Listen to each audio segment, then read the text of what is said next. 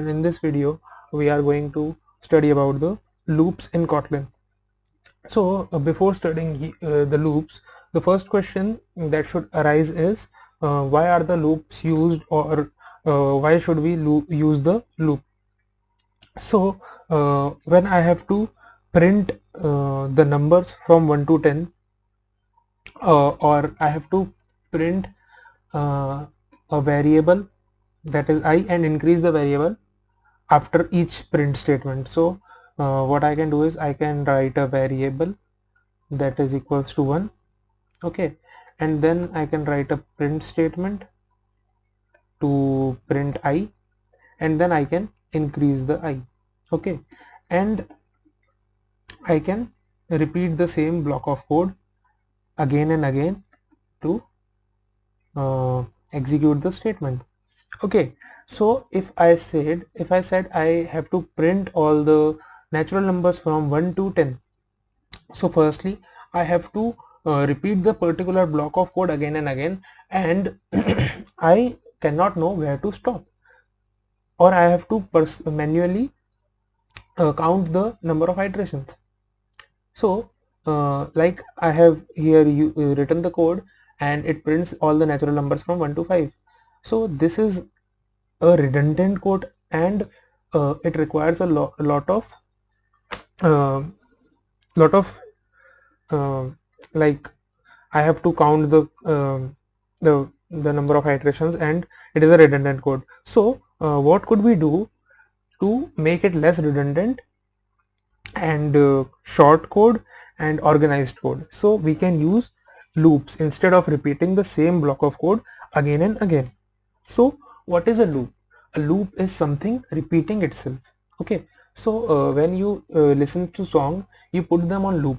So what it does, it repeats the song after the song is completed.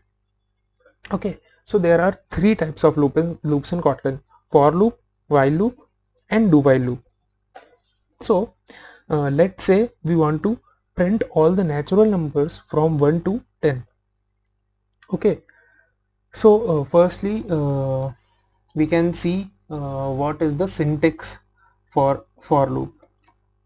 So the syntax is for, and here is the condition, and then the loop starts, okay, and then the code ends, and between this there is a particular code sequence that gets repeated in each iteration. Okay, so we use the keyword for, and then we introduced some parameters that checks the condition and increase the iterator and initialize the iterator. Okay, and then at the end we close the curly braces, and the code inside the curly braces gets repeated at each iteration. Okay, so let's say we want to print all the natural numbers from 1 to 10. Okay, so we know that loop repeats a particular code sequence. Now we also need something to count from 1 to 10. Hence a counter is needed that must be incremented at each iteration. Okay, so as we have already discussed the syntax for loop, let's go ahead and make a code to print all the natural numbers from 1 to 10. Okay, so I'll write for now. Remember, we have learned about the in statement in Kotlin. So I will introduce the iterator here. Okay, so for the iterator must like if it is not initialized outside the for loop, it is okay. So I'll initialize I here and use the in operator. Okay, so I in, now 1 to 10.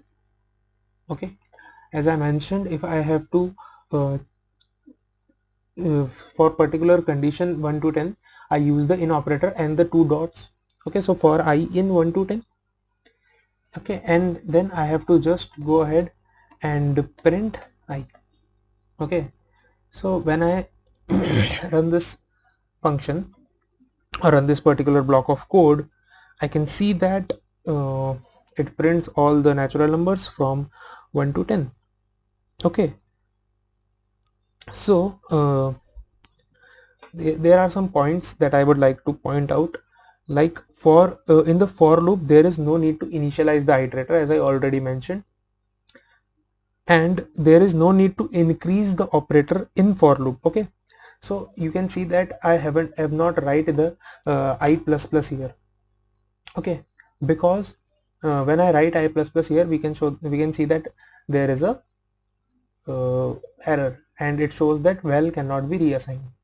So whenever I enter in the for loop, value I is created, and it is assigned the particular number that the loop is going on. Okay, so it is a value, not a variable. In for loop, the I, although its value changes after each iteration, but it is a value, not a variable. Okay, so the default increment of an iterator is 1. So as you might have seen that iterator after each iteration increase by 1, not by 2, not by 3. So what if I have to print all the odd numbers in 1 to 20? So then I have to iterate I in 1 to 20, and I have to also increase the iterator by 2. So for increasing the iterator by 2, we need to use the step function. So I'll just write here step 2.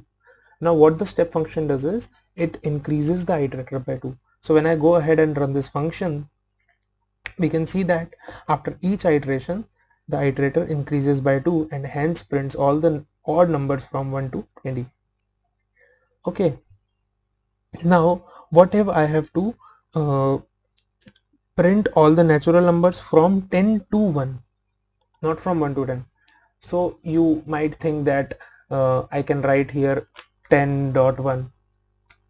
Okay, so when I go ahead and run this function,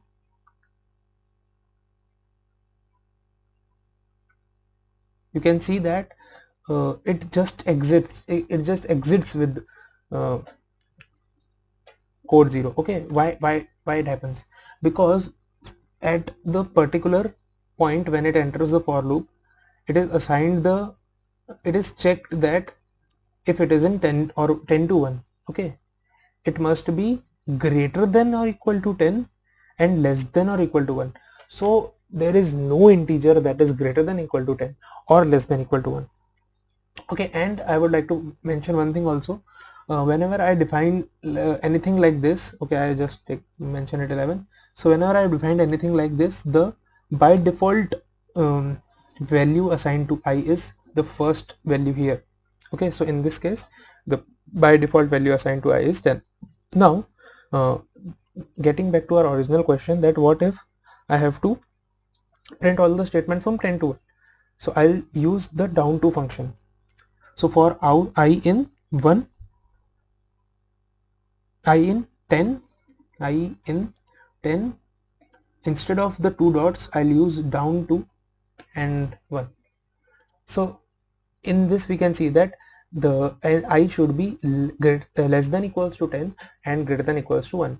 So now when I go ahead and print this, we can see that it prints all the natural numbers from 10 to 1. So that is about the down to function. Okay, so in the next video we will see about the while and the do while loops in Kotlin. This is all for this video. Thank you.